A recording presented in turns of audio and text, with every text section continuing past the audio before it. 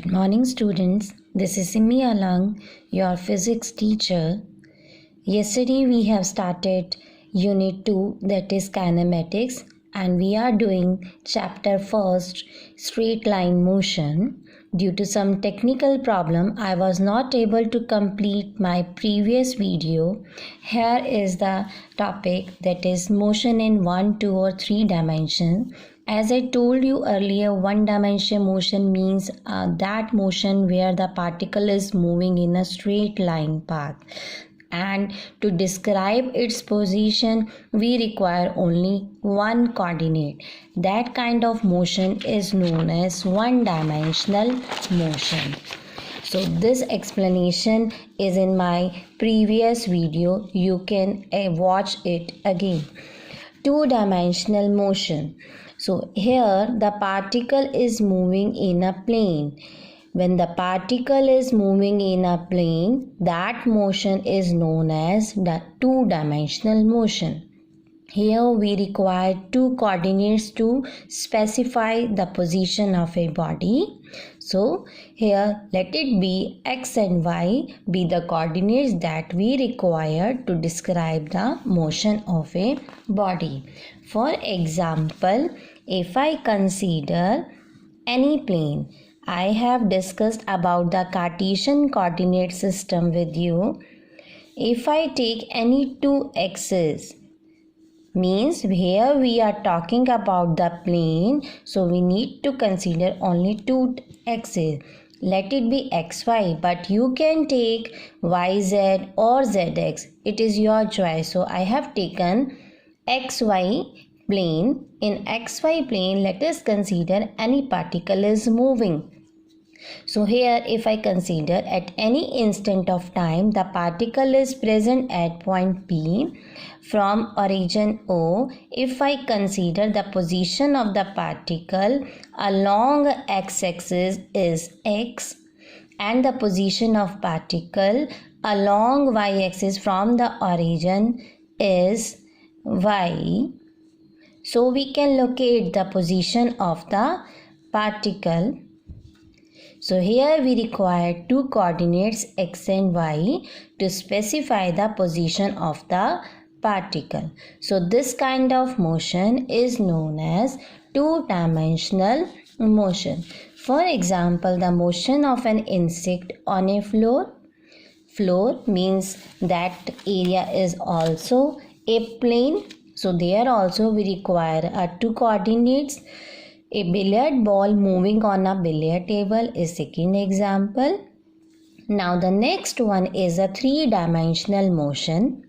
A particle moving in a space. When the particle move in a space, that kind of motion is known as three-dimensional motion, and there we require three coordinates. How many coordinates we require?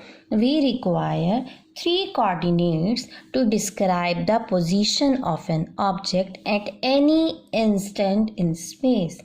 For example, if I consider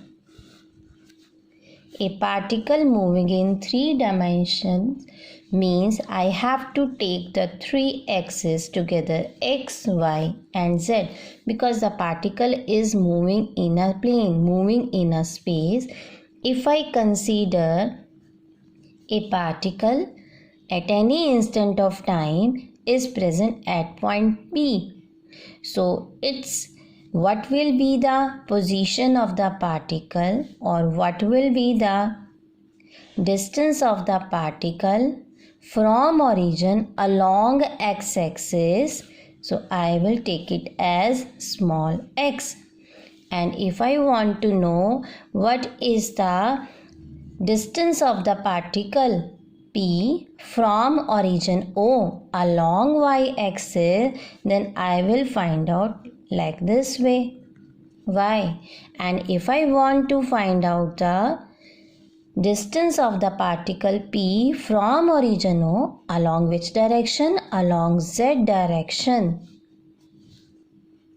Then these x, y, z are the coordinates are the values of the distances from the origin O along X, Y and Z axis respectively to describe the position of a body which is present in a space. So if it is moving in a space, so its position will change accordingly.